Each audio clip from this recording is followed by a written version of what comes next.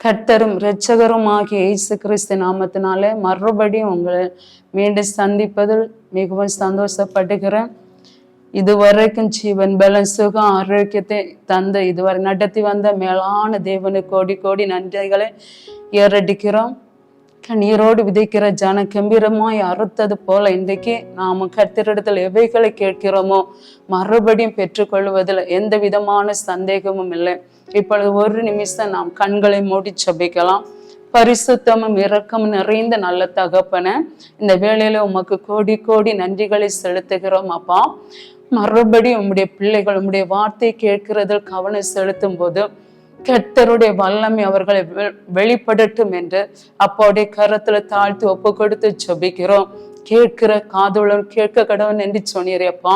உம்முடைய பிள்ளைகள் கேட்டு பெற்றுக்கொள்ளக்கூடியவர்களாய் மாற்றும் இந்த வார்த்தைகள் உம்முடைய பிள்ளையுடைய வாழ்க்கையில மிகவும் அற்புதத்தையும் அதிசயத்தையும் செய்யட்டும் என்று அப்போடைய கரத்துல தாழ்த்தி ஒப்பு கொட்டிக்கிறோம். ஒவ்வொரு குடும்பங்களுக்குள் இருக்கிற போராட்டங்கள், சத்துருவனுடைய கிரியைகள் எல்லாவற்றையும் கேட்டு நரம்பலமாக்கி போடும்படியாக ஸ்தோத்திரிக்கிறோம். உம்முடைய பிள்ளையுடைய வனாந்தரங்கள் மாறட்டும். நம்முடைய கரத்துல எங்கள் ஒவ்வொருவரை தாழ்த்தி ஒப்பு கொட்டிக்கிறோம். பொறுப்படும் கூடவே இரும். இயேசுவின் நாமத்தில் ஜெபிக்கிறோம் நல்ல பிதாவே. நாம் இந்த உலகத்திலே பிரகாசிக்க கூடியவர்களா இருக்க வேண்டும். நம்முடைய வாழ்க்கையில எவ்வளவோ இருள் வந்தாலும் அந்த இருளை கடந்து வெளிச்சத்தை பெற்றுக்கொள்வோம் என்றால் நம்முடைய வாழ்க்கையில் நாம் பிரகாசிக்க கூடியவர்களா இருப்போம். இயேசு இந்த உலகத்தில் சுற்றி திரிந்த நாள் முழுவதும் கர்த்தருடைய வெளிச்சத்தை ஜனங்கள் பார்த்தார்கள். அவர் சுற்றி திரிந்து அவருடைய சுவிசேஷத்தை அறிவிக்கும் போதெல்லாம் கர்த்தருடைய மகிமை அங்கே வெளியரங்கமாக்கப்பட்டது. இன்றைக்கு நாமும் இயேசுவை போல அவருடைய அன்பை சொல்லுவோம் என்றால் நம்மை பிரகாசிக்கிற தேவன் நம் மீது வெளிப்பட்டு கொண்டிருக்கிறார். ஏசாயா 63 பார்க்கிறோம். உன் வெளிச்சத்தின் இடத்துக்கு ஜாதிகளும் உன் ஒளியின் இடத்திற்கு ராஜாக்களும் நடந்து வருவார்கள். இன்றைக்கு நம்முடைய வாழ்க்கையில எந்த இருள் இருக்கிறதோ அந்த இருள் விலக வேண்டும் என்றால் கர்த்தருடைய வசனம் நமக்குள்ளே வெளிப்பட வேண்டும். கர்த்தருடைய வசனம் நமக்குள் இருக்கும் என்றால் அந்த இருள் நீங்கி கர்த்தர் நம்மை பிரகாசிக்க பண்ண வல்லமையுடைய தகப்பனா இருக்கிறார். அந்த வெளிச்சம் நமக்குள் கடந்து வரும்போது ஜாதிகளும் நம்முடைய ஒளியின் இடத்திற்கு ராஜாக்களும் கடந்து வருவார்கள். எந்தெந்த ஜனங்கள் நம்மை விட்டு தூரம் போனார்களோ, யார்கள் நமக்கு எதிராக எழும்பினார்களோ அவர்களை மறுபடி கூட்டி சேர்க்கிற தகப்பன் நம்முடைய தேவன். அவருடைய வசனம் நமக்குள் வெளிப்படும் என்றால், அவருடைய வல்லமை நமக்குள் வெளிப்பட என்றால், அவருடைய பிரசன்னம் நமக்குள் இருக்கும் என்றால் கர்த்தர் நம்மை பிரகாசிக்கிற தகப்பனாய் இருக்கிறார். வெளிப்படுத்துதல் 2 விதமாய் சொல்லப்படுகிறது. எபேசு சபையின் தூதனுக்கு நீ எழுத வேண்டியது என்னவெனில், 7 நட்சத்திரங்களை தமது வலது கரத்தில் ஏந்தி கொண்டு 7 பொன் குத்துவிளக்கின் மத்தியில் உலாவி கொண்டிருக்கிறவர் சொல்லுகிறதாவது, இன்றைக்கு தேவச்சானமே எபேசு சபையின் தூதனுக்கு நீ எழுத வேண்டியது என்னவெனில், 7 நட்சத்திரங்களை தமது வலது கரத்தில் ஏந்தி கொண்டு 7 பொன் குத்துவிளக்கின் மத்தியில் உலாவி கொண்டிருக்கிற தேவன். நம்முடைய குத்து விளக்கா இருக்கிற நம்முடைய வாழ்க்கையில நம்முடைய சபைகளுக்குள்ளே கர்த்தர் என்ன செய்கிறாரா? உலாவி கொண்டிருக்கிறார். அவர் உலாவுகிற போது அவருடைய பிரசன்னம் எல்லா பக்கத்திலும் கடந்து வருகிறது. எல்லா ஜனத்தின் மத்தியிலும் அவருடைய வெளிச்சம் கடந்து வருகிறது. அவருடைய பிரசன்னம் எல்லா இடத்தையும் நிரப்பி கொண்டிருக்கிறது. கர்த்தராகி தேவன் ஒரு குடும்பத்தில் உலாவுவார் என்றால், கர்த்தராகி இயேசு ஒரு குடும்பத்தில் வாசம் செய்வார் என்றால், கர்த்தராகி இயேசு கிறிஸ்து ஒவ்வொரு ஜனங்களுக்குள்ளும் வாசம் பண்ணுவார் என்றால் அந்த இடம் என்ன செய்யப்படுகிறது? பிரகாசிக்கப்படுகிறது. அப்படி என்றால் நாமும் என்ன செய்ய வேண்டும்? பிறரை பிரகாசிக்க கூடியவர்களாய் இருக்க வேண்டும். நம்முடைய வாழ்க்கையில் இருக்கிற இருள் கடந்து போகும் என்றால் பிறரையும் பிரகாசத்தின் பாதையில நாம் நடத்த, வெளிச்சத்தினிடத்திலே அவர்களை நடத்த நாம் உண்மையுடையவர்களாய் இருக்கிறோம். நம்முடைய வாழ்க்கையில் எவ்வளவேன்னு இருந்தாலும் நாம் ரட்சிப்பின் பாத்திரத்தை தரித்து கொண்டோம் என்றால் அந்த ரட்சிப்பு நமக்குள் இருக்கும் போதே அந்த இருள் நம்மை விட்டு நீங்கி போகிறதை நாம் பார்க்கிறோம். பிலிப்பியர் 2:14 சொல்லுகிறது, நான் வீணாக ஓடினாலும் வீணாக பிரயாசப்பட்டதும் இல்லை என்கிற மகிழ்ச்சி கிறிஸ்துவின் நாளில் எனக்கு உண்டாயிருப்பதற்கு ஜீவ வசனத்தை பிடித்துக் கொண்டு உலகத்திலே சுடர்களை போல் பிரகாசிக்கிற நீங்கள் என்று பிலிப்பியர் சபையில எழுதப்படுகிறதை பார்க்கிறோம். இன்றைக்கு நாம் என்ன செய்வோமா? கர்த்தருக்காக ஓடுகிறது, கர்த்தருக்காக பிரயாசப்படுகிறது, கர்த்தரை நம்பி நன்மை செய்கிறது, கர்த்தருடைய மகிழ்ச்சியை நாம் தரித்துக் கொள்ளுகிறது. அது என்னவா இருக்கிறது? கிறிஸ்துவின் நாளில் எனக்கு உண்டாயிருப்பதற்கு ஜீவ வசனத்தை பிடித்துக் கொண்டு உலகத்திலே சுடர்களை போல பிரகாசிக்க வேண்டுமாம். அப்படி என்றால் கர்த்தருடைய வசனத்தை பிடித்துக் கொள்ளுகிற நம்முடைய வாழ்க்கையில் என்ன இருக்கிறது? இருள் இல்லை. அவருடைய பிரகாசம் மட்டும் நமக்குள்ள இருக்கிறது, அவருடைய வெளிச்சம் மட்டும் நமக்குள்ள இருக்கிறது. நம்முடைய வாழ்க்கையில் இருக்கிற இருள்கள் கடந்து போகும்போது நம்மை பிரகாசிக்கிற தேவன் நமக்குள்ள வெளிப்பட்டு கொண்டிருக்கிறார். அவருடைய வசனத்தை பிடித்து ஜபிக்கும் போது நமக்குள்ள என்ன கடந்து வருகிறது? அவருடைய பிரகாசம் கடந்து வருகிறது. கர்த்தர் உலகத்துல ஒளியா இருந்தது போல நாம உலகத்திற்கு வெளிச்சம் கொடுக்கக்கூடியவர்களா இருக்க வேண்டும். மெழுகு வர்த்தி ஆனது அது எரிந்து கொண்டு இருக்கிறது போல நம்முடைய ஆவிக்குரிய ஜீவியம் என்கிறது பிறரை பிரகாசிக்கக்கூடிய வழி நடத்தக்கூடியவர்களா இருக்க வேண்டும். மெழுகு வர்த்தி ஆனது எரிந்து கொண்டு இருக்கிறது போல நாமளை பிரகாசிக்க கூடியவர்களா இருக்க வேண்டும். ஜபிக்கிறதுலும் சரி, உபவாசிக்கிறதுலும் சரி, துதிக்கிறதுலும் சரி, என்ன செய்ய வேண்டும்? பிரகாசிக்க கூடியவர்களா இருக்க வேண்டும். இந்த பிரகாசம் நமக்குள்ள எப்படி வருகிறது? உபவாசிக்கிறதுனாலயா, ஜபிக்கிறதுனாலயா, துதிக்கிறதுனாலயா?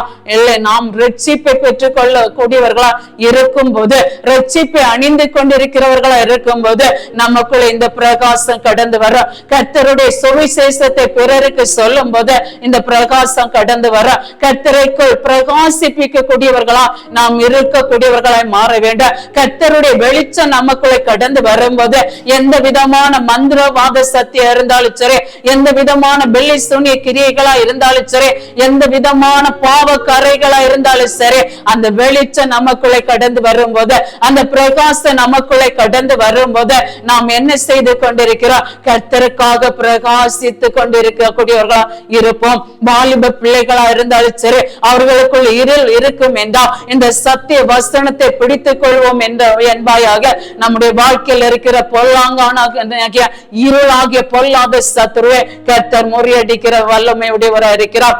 வாலிப நாட்கள் நாம் பிரகாசிக்க கூடியவர்களா இருக்க விரும்புவோம் என்றால் நம்முடைய வாழ்க்கை எப்படிப்பட்டவர்களாய் மாற வேண்டும்? இந்த வசனத்தை பிடித்துக் கொள்ளக்கூடியவர்களாய் இருக்க வேண்டும். இந்த வசனத்தை பிடித்து கர்த்தாவே நாம் உலகத்துக்கெல்லாம் ஒரு ஒளியாக, ஒரு வெளிச்சமாக நாங்கள் இருக்க விரும்புகிறோம், எங்களை அவ்விதமாக ஆசீர்வதிங்க என்று சொல்லி ஜபிப்பீர்கள் என்றால் நிச்சயமா உங்களை பிரகாசிக்க பண்ணுகிற தேவன் உங்களோடு கூட இருக்கிறார். கர்த்தரை இந்த உலகத்திற்கு ஒளியா இருந்தார் என்றால் இன்றைக்கு நம்மை கர்த்தர் உலகத்திற்கு ஒளியாக மாற்றுவார் என்பது எந்த விதமான சந்தேகமும் இல்லை.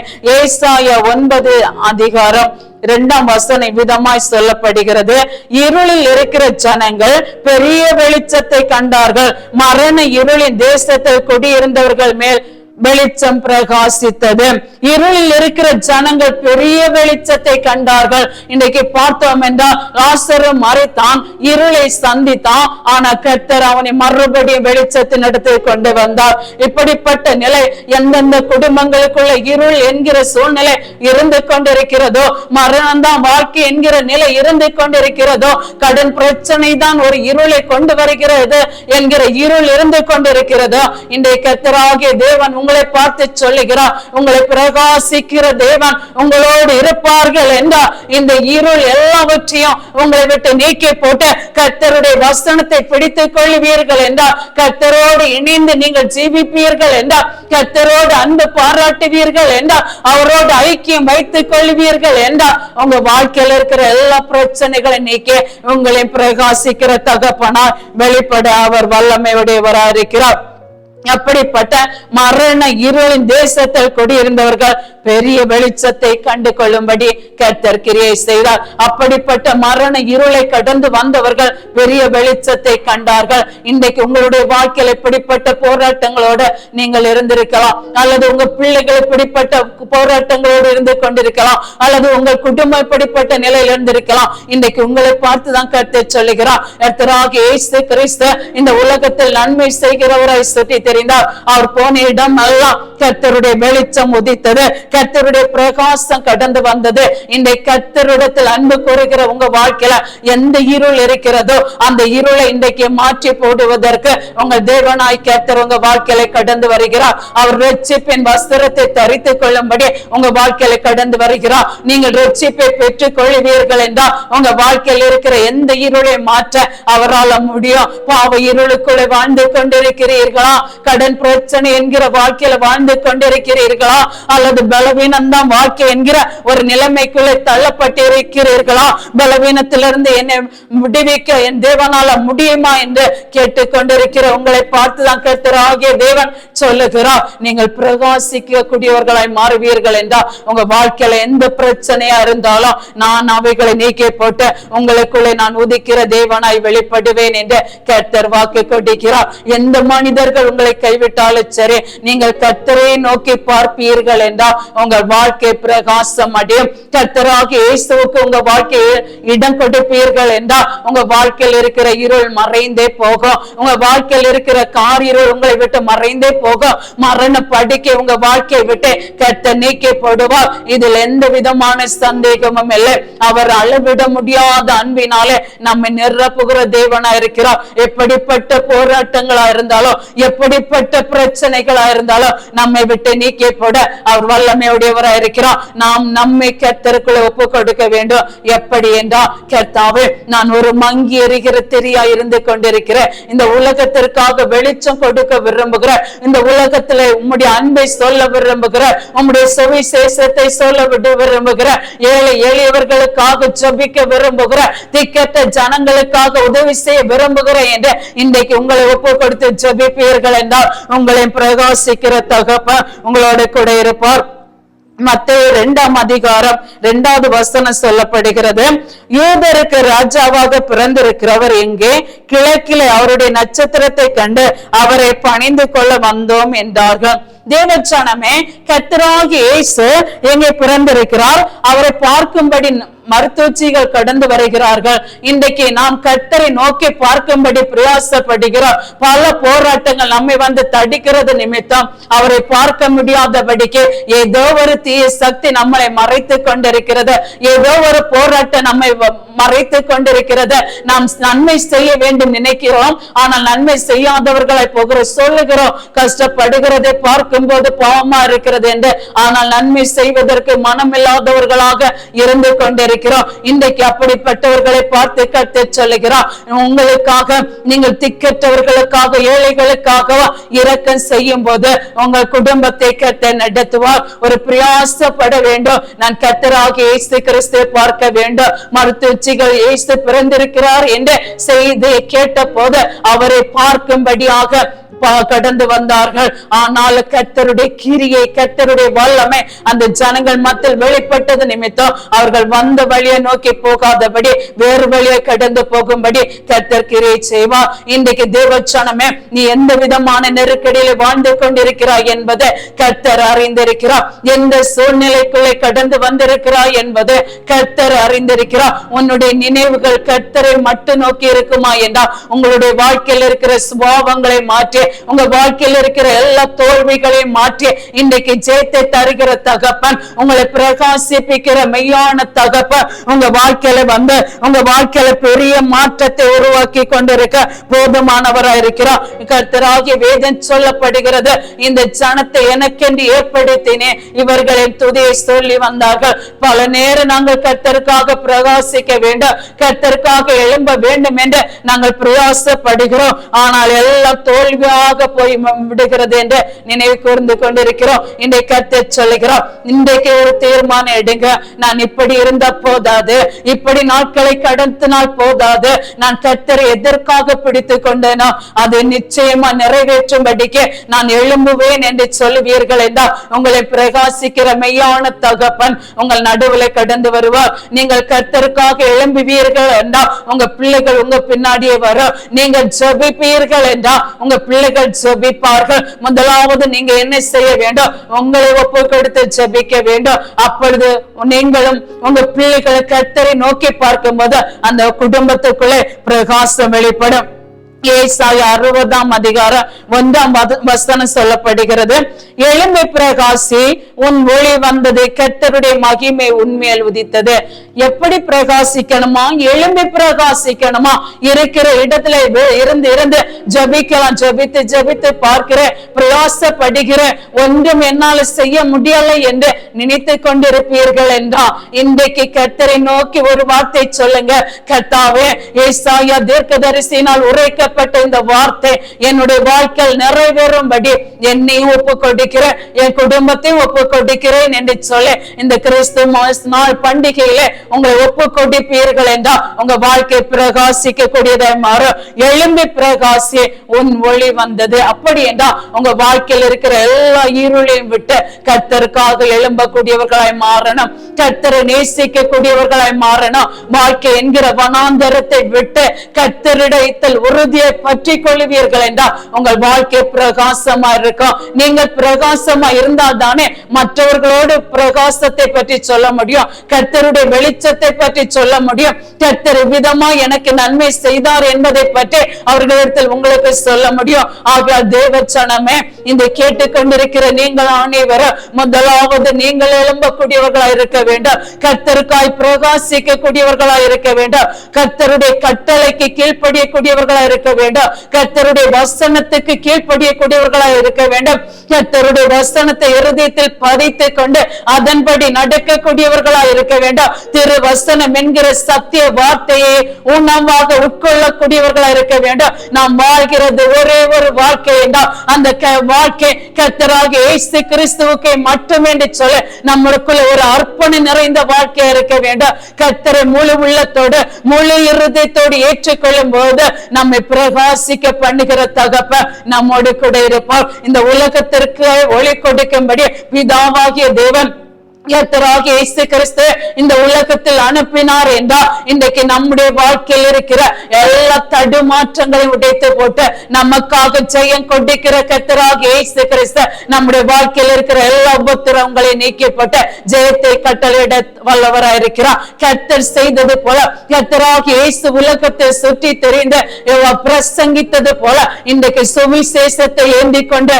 தேசமெங்கிலும் சொல்லக்கூடியவர்களாக நாம் மாற வேண்டும். அப்படி பட்டவர்களை கர்த்தர் பிரகாசிக்கிற தேவனா இருக்கிறார். கர்த்தருக்கு என்று உண்மை உத்தமமாய் நடக்கிறவர்களை பிரகாசிப்பிக்கிற தேவனா இருக்கிறார். கர்த்தருடைய கட்டளைகளுக்கு கீழ்ப்படுகிறவர்களை பிரகாசிப்பிக்கிற தேவனா இருக்கிறார். கர்த்தருடைய வார்த்தையை பிடித்துக் கொண்டு அவருடைய வசனத்தை கரங்களை ஏந்தி கொண்டு சத்திய வசனத்தை இருதயத்தில் பதித்து வைத்தவர்களாக தேவ ஜனங்களோடு பகிர்ந்து கொள்ளுகிறவர்களை அவர் பிரகாசிப்பிக்கிற தேவனா இருக்கிறார். ஆகியால் தேவ ஜனமே, இன்றைக்கு இதை கேட்டுக் கொண்டிருக்கிற உங்கள் அனைவருடைய வாழ்க்கையில ஒரு மாற்றம் வர வேண்டும். கர்த்தராகிய இயேசு உங்களுக்குள் வரும்போது அந்த இடத்துல என்ன இருக்காது?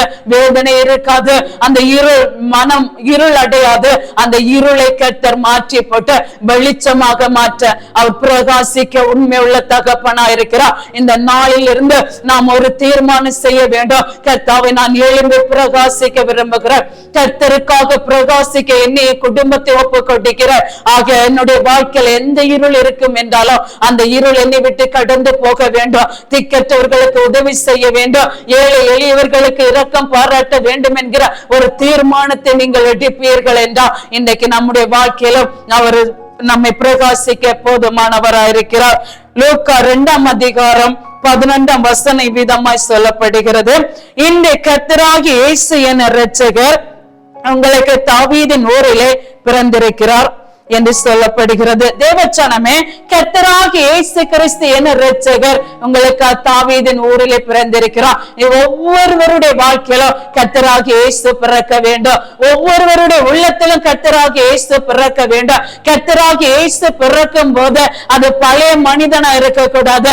நம்முடைய இருதயம் புதுப்பிக்கப்பட வேண்டும். நம்முடைய வாழ்க்கை புதுப்பிக்கப்பட வேண்டும். நம்முடைய வாழ்க்கையில் இருக்கிற இருள் விலக வேண்டும். தேவனை பிரியமில்லாத குணாதிசயங்கள் நம்மை விட்டு விலக வேண்டும். தேவனை சார்ந்து வாழக்கூடிய ஒரு கிருபை நமக்குள்ள இருக்க வேண்டும். கர்த்தரை உறுதியை பிடித்து கொண்டு வாழக்கூடிய ஒரு கிருபை நம்முடைய வாழ்க்கையில இருக்க வேண்டும் என்பதை கர்த்தர் இன்றைக்கு விரும்புகிறார். அப்படிப்பட்டவர்களுடைய உள்ளத்துலதான் கர்த்தர் என்ன செய்கிறார்? ஒவ்வொரு நாளும் பிறக்கிறார். அன்றைக்கு கர்த்தராக இயேசு பிறக்கும்படியாக ஒரு மரியாளுடைய மரியாளுடைய கர்ப்பம் தேவைப்பட்டது.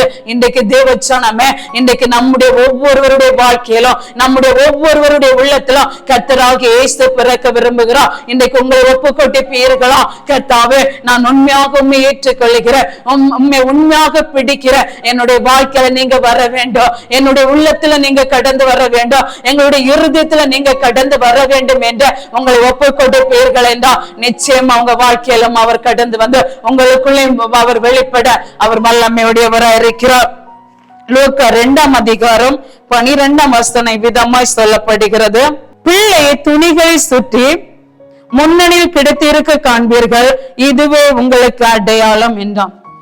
தேவச்சனமே, கர்த்தராகிய இயேசு பிறந்து சத்திரத்தில் இடமில்லாதபடியினால் அவரை எங்கு கிடத்தினார்கள்?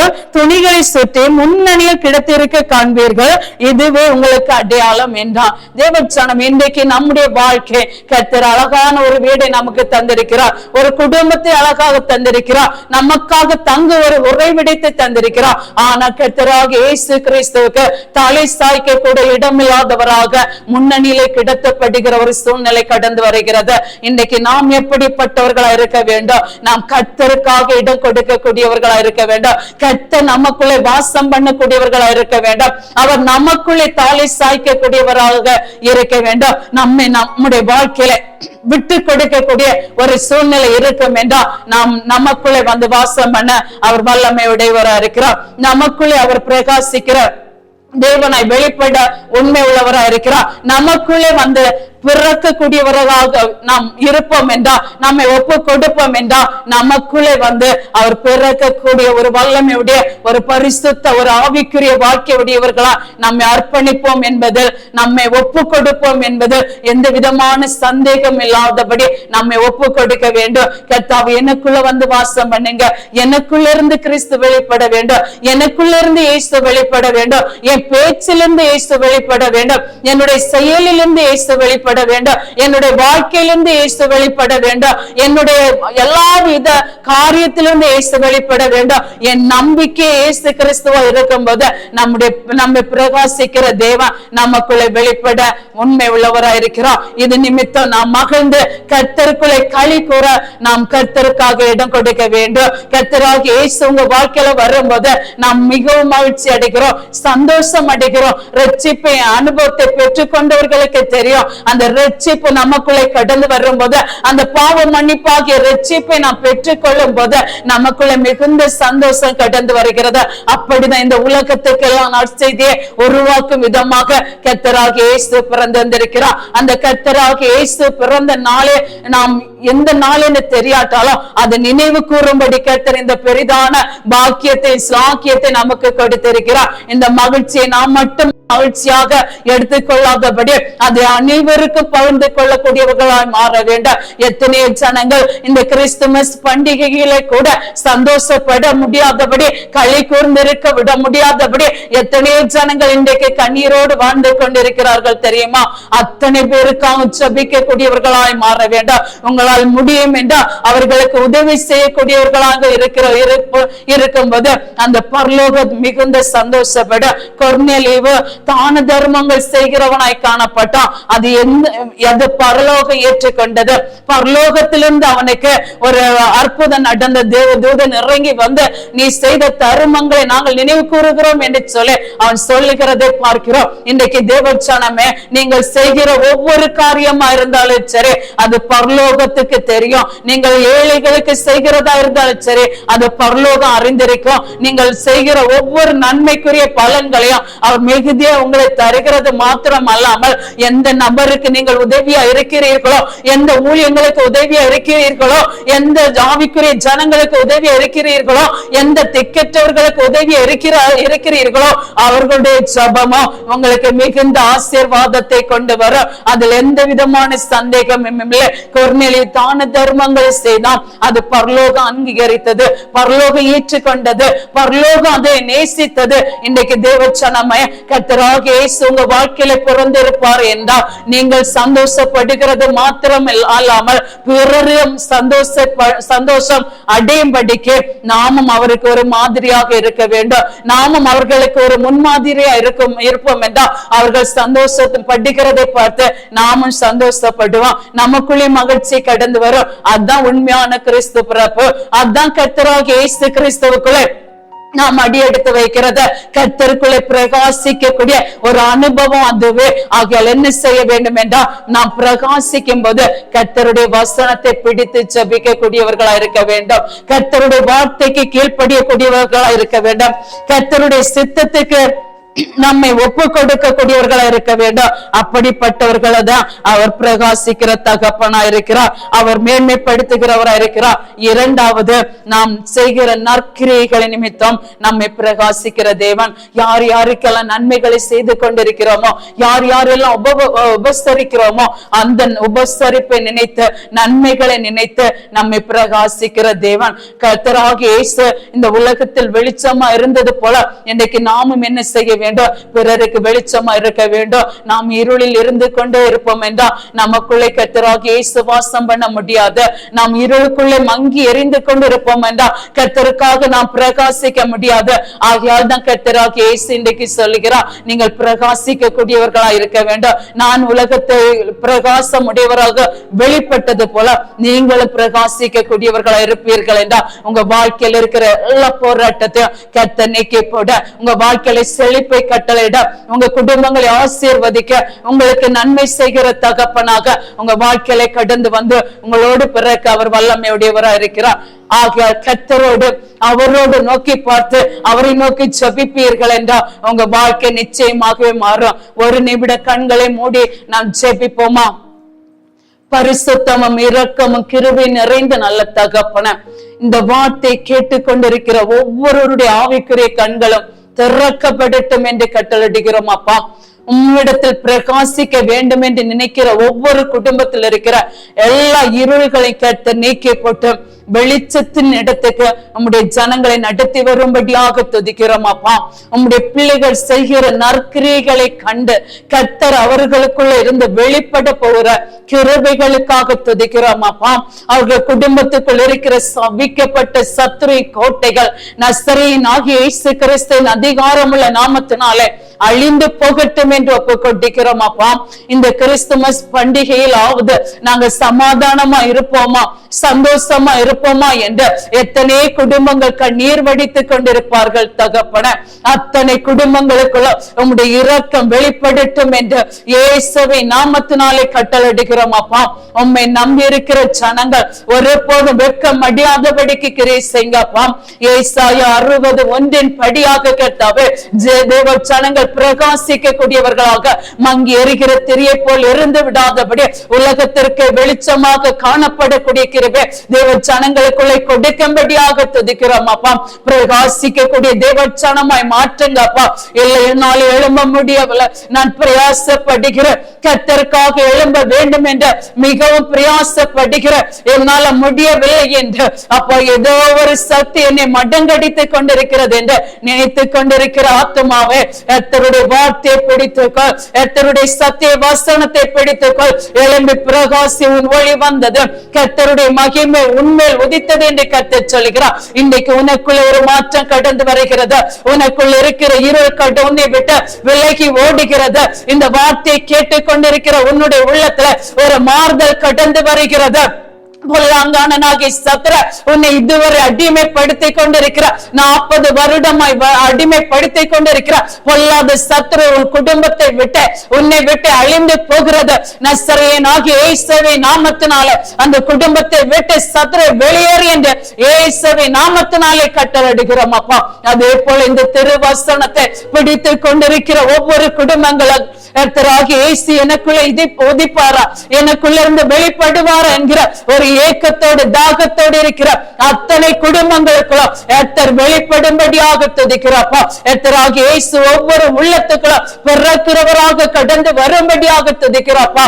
எந்த மனுஷனை பிரகாசிக்கிற மெய்யான ஒளி நீங்க தானே தகப்பன. அந்த ஒளியாகிய கர்த்தராகிய இயேசுவை பிடித்துக் கொண்டு அப்பா நம்முடைய ஜனங்கள் உம்மை நோக்கி பார்த்து பிரகாசம் அடைவார்களாக. வேலை செய்கிற இடங்களுக்குள் இருக்கிற இருள்கள் மாறட்டும் அப்பா. தொழில்கள் செய்கிற இடங்களுக்குள் இருக்கிற இருள் மாறட்டும் அப்பா. தொழில்கள் செய்கிற இடங்களில் இருக்கிற போட்டிகள் விலகட்டும் தகப்பன. எத்தர் அந்த இடத்துல பிரசித்தப்படும்படியாக ஸ்தோத்திரப்பா.